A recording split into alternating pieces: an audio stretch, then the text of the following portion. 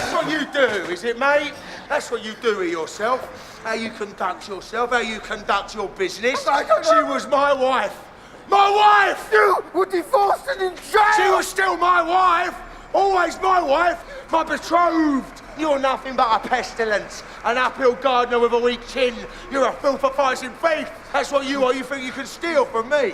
From me! From Dom Hemingway! And that was a clip from Dom Hemingway. I'm pleased to be joined by its star, who is Jude Law. Jude, hello, good afternoon. Hello. How are you? Good afternoon. I'm fine, thank you. How are you? I'm very good. Before we start talking about the movie, can I pass on a message from Mark Kermode, who said to mention, and to be honest, I don't understand the message, but it's something to do with a bakery on the Isles of Scilly. And everywhere he goes on the Isles of Scilly, everyone says, oh, Jude Law's just been here. And apparently you love the bakery. Does this make sense to you? Yeah, it makes huge sense. I just can't believe I've never seen him there. He's very recognisable. Yeah. And I've been going there for 12 years every summer. How funny. Anyway, everywhere he goes, you've just been there. So that's why we obviously haven't bumped into each other. We're not keeping the same summer holiday schedule, which is maybe a good thing for both of us, seeing as it'll just remind us of work. Now, all of which, this is just a distraction inspired by the film critic. Anyway, Dom Hemingway, you are Dom Hemingway. The movie is Dom Hemingway. Tell us about the character and what he gets up to, Jude. Well, Dom. Dear Dom. Dom is a vulgar, uncouth, violent, distasteful, antisocial character who's also, I find, fantastically funny and witty. Very good with words, better than I am, and sentimental at times.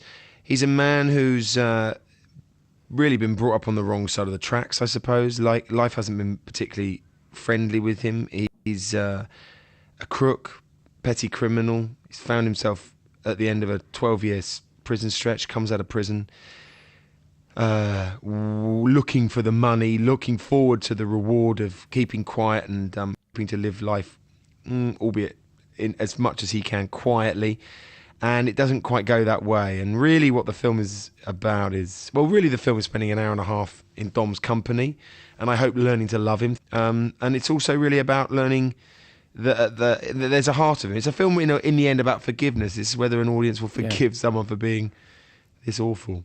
And we would forgive, if we're going to go down the forgiveness of Dom Hemingway, it'll be because he wants to be forgiven by his daughter. So just explain that. So you went to prison, your character went to prison, he went there for 12 years, he's protecting his boss, but in the process he's really upset his family. Just to explain what's happening there. He's upset his family because by keeping quiet, he does indeed do the full 12 years. His wife actually gets cancer and dies while he's in prison. And his daughter, who he's obviously when he's terribly young, never visits him. So he comes out with a huge 12-year absence in that relationship. And he then spends sort of pretty much the last half of the film trying to put that together. Before we get there, the opening few minutes of the film, I guess you could describe as quite striking. Truly, yeah. Yes. I suppose so. They certainly were to read, and I guess they are to watch, yes. So here is the way Variety, the Variety review, I don't know if you read reviews, Jude, or anything, but I don't know. It's a scene, the opening couple of minutes is a scene which is quite difficult to explain for a family audience. So this is how they describe it, okay? They say, it starts with a long, colourful ode to your manhood, this is you, Jude, delivered under highly ironic circumstances. How well put. They delicately danced around that, didn't they? Exactly. I can't think of a better phrase than highly ironic circumstances. And when you see the film, you will understand precisely the territory we're in. Because Dom, you said we spend a lot of time in his company. Would we? So he's violent, but he's loquacious, isn't he? He has a fantastic way with words, and maybe that's one of the reasons why we go with him on this ride. I would hope so. It's certainly why I went with him on the page, and why in the end I wanted to really get involved with this. He has a fantastic way with words, a way with words that reminded me of sort of Chaucer, Cumber meets Falstaff, and there's a sort of almost a Dickensian character wrapped in there. He's quintessentially London, if you like, or British even, in that he's, uneducated man who uses profanity as a sort of poetic art form, and ranting and diatribe as a way of, digging himself into and out of situations. And ultimately, I think it reveals, as you, the audience, I hope, stick with him through the film, it reveals more about him than anything else he does. And this opening sequence is fundamental in that, in a way. You start with him as the film means to go on. It sort of sets the bar high. Also, it sort of surmises a man who is obsessed with this image of himself, and what you realise is he's not quite the image he projects. He struts in winkle picker Cuban heel boots, electric blue ill-fitting suits, and refers to himself constantly as this legend and as this great kind of character in time. And I suppose what it is you realise in the end that projection is protecting him, and indeed is not necessarily the real him. It's worth mentioning the way you look, Jude, I think, because not just you have the most incredible mutton chops, which maybe lends a sort of a 19th century mystique to you, but you had to pile on the pounds for this. Well, we decided that it was a guy that had let himself go to seed, and so I had 3 or so months over the summer when we were prepping the film, and it just seemed the right thing to do. I didn't. He's certainly not a guy who runs and goes to the gym, and so it was interesting to go the other way and try and eat unhealthily and just put on a little bit of bulk. And the facial sort of appearance or looks was carefully kind of crafted. We didn't have an awful lot of money to make the film, and so we wanted to come up with something simple and create a face that looked like it had lived the life Dom had lived. Richard Shepard is the director, and I think he wrote it as well. And I think yes. it's worth mentioning just because it feels such a British film, and Dom is such a British character, as you've just mentioned. He's managed to write a peculiarly British character. That's right. Having only been here prior to the filming of the movie 4 or 5 times, I think.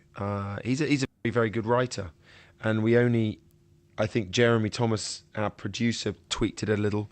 And I made a couple of very minor changes, but pretty much what you see is what I read when it was first given to me. It's someone with a great ear and someone with a great affection for this type of a character. I think he's referenced all the literary references that I mentioned before, and a whole host of other movies. What I learned playing him was that ultimately a character like this develops his own voice. I mean, we all on set got to a point where we knew the guy so well. Dom had never drink this, or he'd never come into this pub. It became very clear that the rules of who and what made Dom. And Richard Shepard, our writer-director, must have tuned into that when he wrote it, because he didn't really put a foot wrong, I didn't think. And is he a kind of character you'd like to go and do again, Jude? Because it ends with, well, I don't know, it's just intriguing. I just wonder if it's the sort of character you think, okay, well, we could... I'd do it again if it was just as shocking and just as inventive. And because, I mean, the thing that I loved about it too as a script, and I hope you get from it as a film, is because Dom is so unpredictable, the film's quite unpredictable. He's the sort of guy that walks into a pub and could walk out with a girl and £1 million, or lose his teeth and get thrown out the back door. You don't know what's going to happen. We did have a joke on set that we were going to do a sequel called Dom and Dickie Do Vegas, because we loved them as a duo so much, and we enjoyed each other's company so much. We hoped that maybe we could come up with something that took them elsewhere. It's another movie where people go and say, Richard E. Grant, just great to see him in a movie. He should be in more movies. He's just terrific fun. Yes, I agree. Yeah. You are, as I understand it, heading back to the theatre. Do Henry V for Michael Grandage, who directed your fantastic and much celebrated Hamlet a few years back. How are rehearsals going for that? I'm just about to start. We've done some preliminary rehearsals in the last few weeks.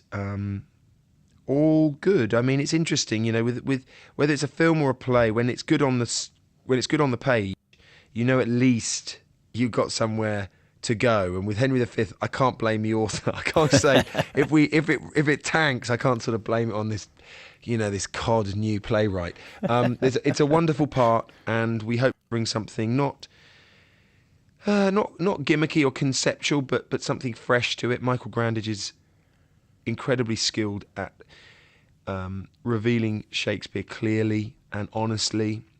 It feels the right time to be playing Henry. I mean, he was a young king. I'm probably just a touch too old because he actually died when he was 38, so I'm a couple of years too old for that, but older than that. But I feel sort of ready in my bones to take it on. We'll see. Hopefully people will enjoy it. And just about that, a word about being ready in your bones. I mean, you've said before that you feel as though, you're just getting into your flow and just getting into your stride. And maybe that's what you mean, because these parts are there now waiting for you to do them. Is that how you see it?